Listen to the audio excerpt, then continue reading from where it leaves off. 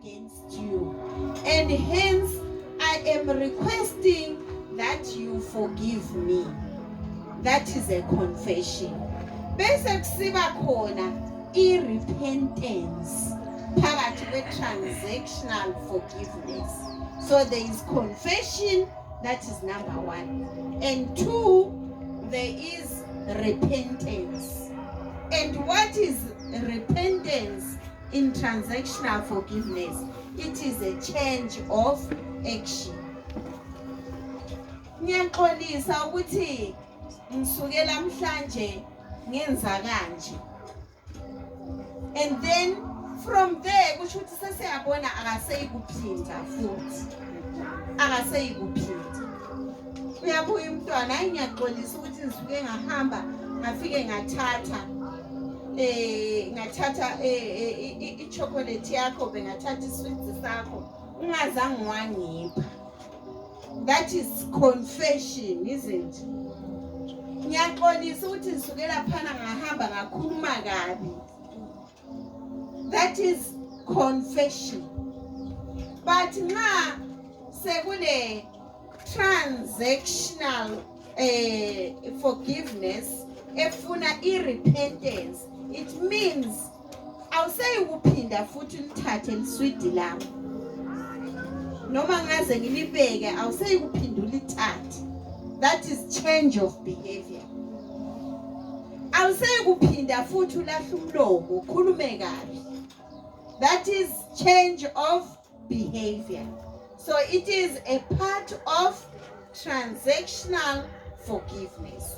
So ke bazalwane phakathi kwayo i-forgiveness siyalayo ukuthi there is an offender and the one who receives the offense. But liyaqhubeka izwi likaBaba uNkulunkulu lithi lo who has been offended is the one who owes the other. Ngulo obe offended. You, the one who has been offended, you are the one who owes. Nguwe onesikwenede. Lesikwenede onaso ngesokuthini? Ngesokuthi uthi forgive your offender. Umxolele lo ophambanisile. Neva inibazalwane ukhona yini uamen lapha endlini? Amen. Amen bazalwane. Ngiyevakala yini lendaba? Ube ngikhuluma something that is very unusual empilweni. Ukuthi wena ophambanisiweyo nguwe lo kolodayo. Ukoloda ukuthi uforgive lo okuphambanisile. It's not usual. Usually ngithi umphambanisile kumele abuye kutoxolisa. Sisho kanjalo izinto. Kube sengathi lo enza mistake nguye okolodayo, akusuye lo kolodayo. Ukoloda wena who has been offended. You are the one who owes. Ngicela ukuthi sifundeleni uHebrews 12 verse 15. Hebrews 12 verse 15. Ngicaphelisise ukuthi kubede lokhululako emseni waNkulunkulu. Kubede imphanze lenasheya lemila ibange luhlupho ibulale labanye. Impande lenashefu iyabe sitile after sophunyukelwe ngumusa waNkulunkulu. Umusa waNkulunkulu uphunyuka makwenzakaleni after you have not forgiven. If you don't forgive, you lose God's grace. And if you lose God's grace, your life is reduced to struggles. And when your life has been reduced to struggles, you have bitterness. And once you have bitterness, it means you have unforgiveness. And once you have unforgiveness in you, still umusa waNkulunkulu awukho kuwe. Bazalwane, what we should strive for in life is God's grace. What we should strive strive for in life is to be found on the right standing in God. God's grace is what we desire. This is what we should have. Kuthiwa kuba nempande yobubi. Impande yobubi ivela through unforgiveness. And when you do not forgive, you lose God's grace. Umusa kaNkulunkulu uyakwesha when you do not forgive. Because unforgiveness ikuba yi-debt. Kusho ukuthi uyamkoloda ubaba uNkulunkulu if you don't forgive. Ukoloda ubaba uNkulunkulu ma ungaka-forgive your brother, your sister in your heart. In your heart. So ke bazalwane, whenever umusa kababa uNkulunkulu wakwesha waphuma empilweni yakho, your life ilandelwa ngema-struggles that you don't understand. Ema-struggles osukumangali ukuthi what is happening, usuka ube nemkhuhlane lengaqedakali, ube nemkhuhlane longayadi ukuthi buyaphi, simply because there's something that you are bottling up in you, and there's unforgiveness, and hence the struggles are going to follow you. And when struggles follow you, bitterness comes unto you. Maso kune bitterness, kuba ne hatred. I-hatred yiyo le mpande yobubi le ngafunwa ngubaba uNkulunkulu, le kwenza ukuthi umusa kaNkulunkulu ukweshe kuwe. So ke unforgiveness bazalwane ayikameli ibe khona emzalwaneni. Asifundeni u1 John 3 verse 15. 1 John 3 verse 15. It's so unfortunate nje namhlanje olifundisayo is a researcher ukuthi ngiyabe ngihamba ngivulisa nje sengathi ngibhali i-manuscript angithi according to bani, according to 1 John 3 verse 15. Asiyeni khona. Amen.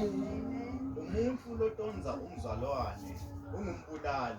Nani ke niyathi ukuthi kude umuntu longumbulali lonokuphila lokuphakathi.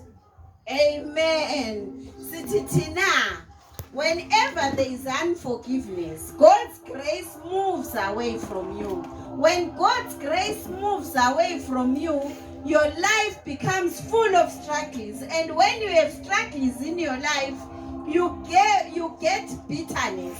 And when you have bitterness, you gain hatred. And when you gain hatred, you become a murderer. You become a murderer. Umuntu lozonda umzalwane, lozonda umfowabo, lozonda udadewabo, uyimedara. Unforgiveness is murder. This is what the Bible says. Akusimba zalwane. 1 John 3 verse 15. Unforgiveness is like, you are like a murderer. So you need to forgive. Amen. There are steps to forgiveness. Ngizathanda ukuthi sivuleni uGenesis 45. Genesis 45 sifundeni ama steps to forgiveness. Genesis 45. Ngasifundela Genesis 45 verse 1. Josepha wehluleka kudibamba embi kwesisebenti takhe. Ngako wathi abakhishwe bonke la endlini. Amen. Asime lapho. Nekhumbula indaba kaJosepha. uJosepha abafowabo bamthatha bamphosela inside the dungeon. Sebemfake phakathi kwe-dungeon. Bese batimisele ukuthi bafika kubaba wabo bathi hayi udliwe izinyamazane ehlathini kumbe kutheni angithi. Then ke babuye badecide ukuthi no asimkhokheni lapha simthengise, at least sabuyelwa imali izinto. Imali bazalwane impande yesona. Bamthengisa uJoseph wahamba. Wagcina uJoseph esese-Egypt. So then kwaba le-famine even like uJoseph. Then the brothers had to come. Sebezocela uncedo. Bathi nxa befika bamthola nangu uJoseph Usayiminister abazalwane, eyiminister enjalo. Now uyababona laba bafowabo abamthengisayo, and the things that he went through. Uthi urephile ngapothifa wayahlala ejele. Zonke lezi zinto asezinto ezimnandi. And he needed God ukuthi azahambe athi I forgive. So ke naku uthini? Uthi first every Egyptian must move out. Yabakhokha bonke ufuna ukusala nabafowabo.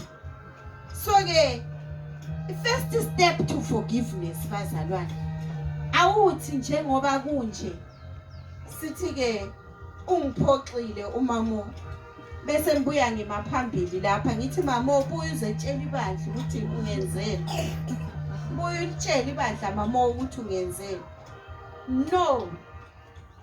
Forgiveness ayi kanjalo. Remove everyone. Mkhokhele phandle. Bakhokhela abangekho phakathi kwendaba. The Egyptians were not part of the issue. Wabakhokha uJoseph. So now emzalwane akusho somele siye kumaphambi kwentaba ukuthi phezulu kwentaba ukuthi size sixolelane. It must be a private ceremony. Asiye phambili. So first step is to exclude everyone. Second step,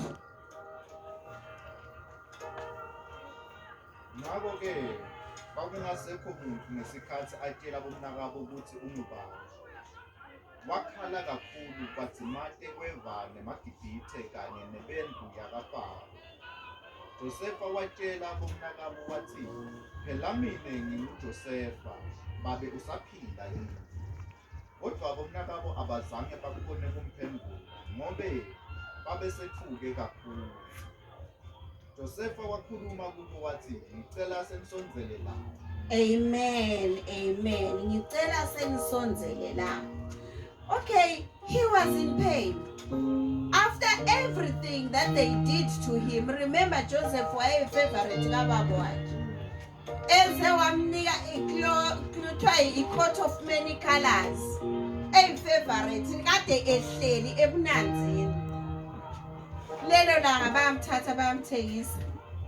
Sebamthengisile uJosefa nango. Ahamba uJosefa abe framed athi naza ehlala ejele.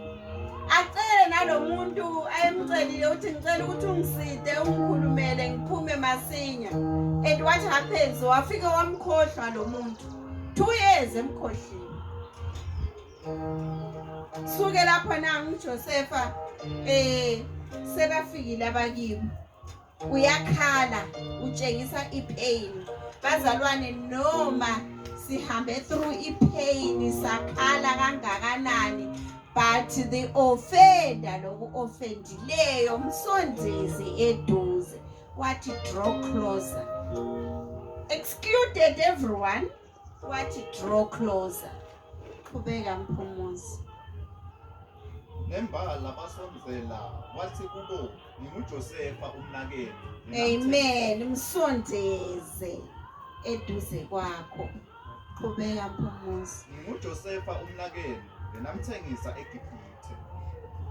Kodwa ningakhathateki futhi ningahlupheki ngokuthi nangithengisa la.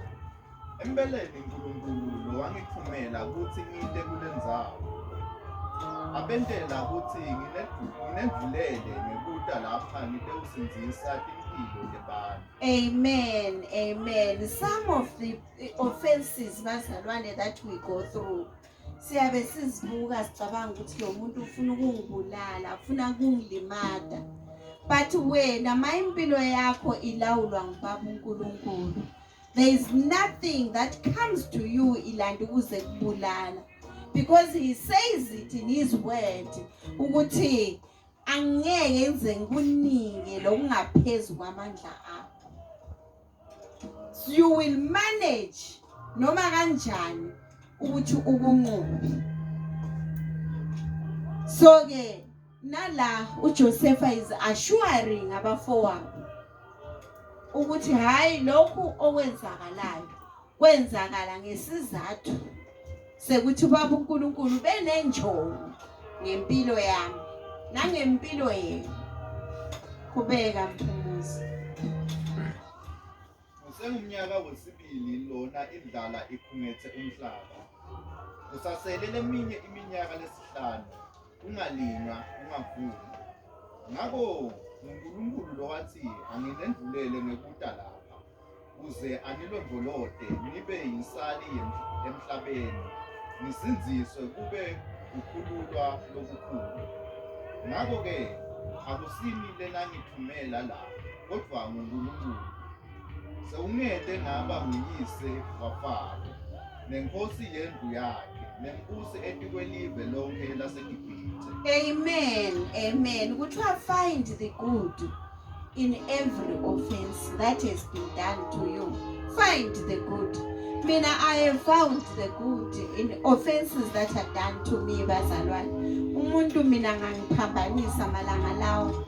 Ngiyakhona ukuthula.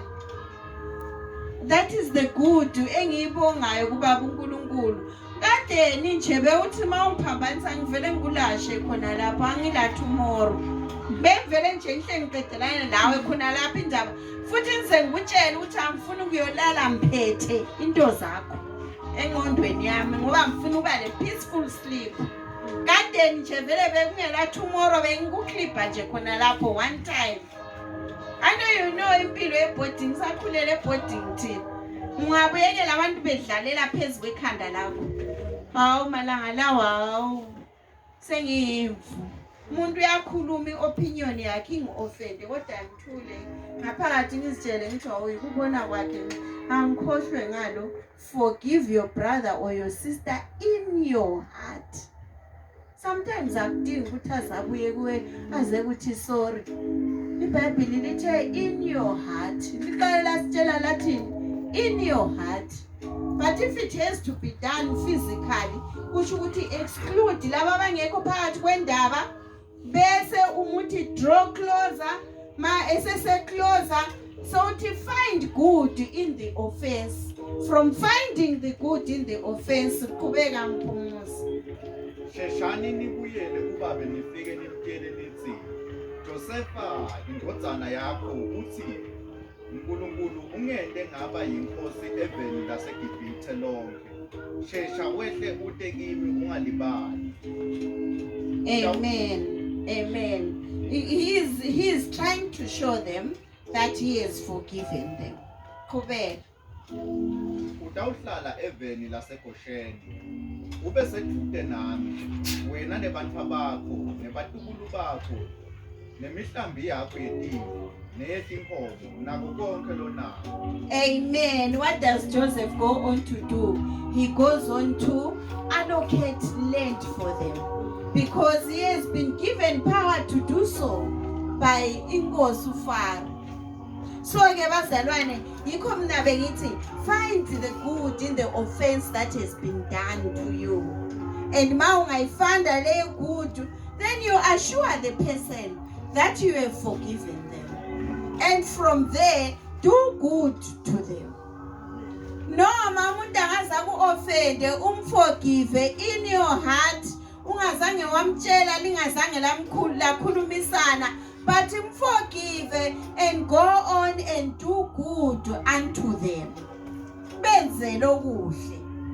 Because kunjenje bazalwane uJesu wahamba wasifela sonke.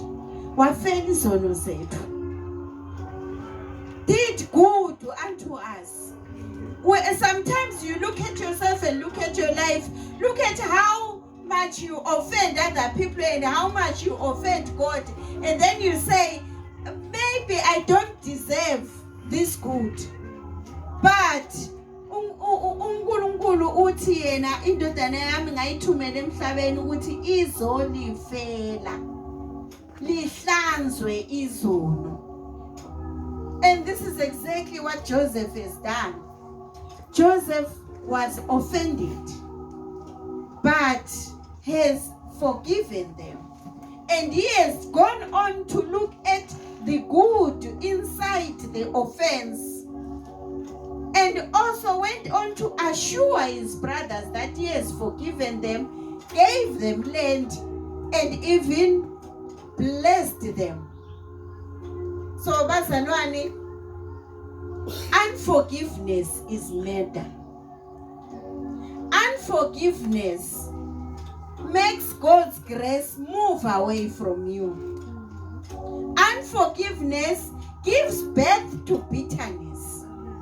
Unforgiveness gives birth to struggles in life.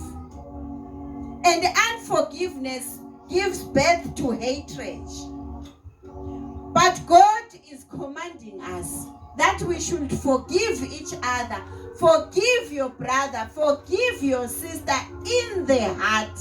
Sometimes they don't need to come to you. Ukuthi uzubakhalele, uzubatshela ukuthi I have forgiven you. Uzubatshela ukuthi no, now I'm doing good for you because I've forgiven you. But you forgive them in the heart.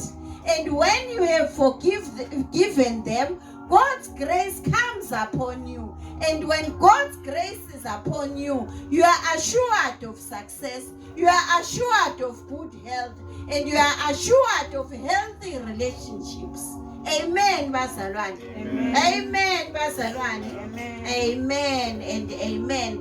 Remember, all men are weak. You yourself, you are weak. The next person lohleli eceleni kwakhe is weak. Your friend is weak, your sister is weak, your brother is weak. Sihambe emhlabeni, they will offend us. But what is important and what God is commanding us to do is that we forgive each other. We forgive ourselves. So bazalwane, let us stand. Siye kubaba uNkulunkulu, uyamazi umuntu munye ngamunye lokulimazileyo empilweni yakho. Uye kubaba uNkulunkulu, simcele ubaba uNkulunkulu ukuthi asinike that forgiving heart, and we forgive. For we should forgive all those who trespass against us as he has forgiven us. Asukumenini bazalwane, let us stand. No one should fall short of grace. Evangeli lase-BICC yeSwati. Akekho lomele athi fall short of grace. No one should fall short of grace.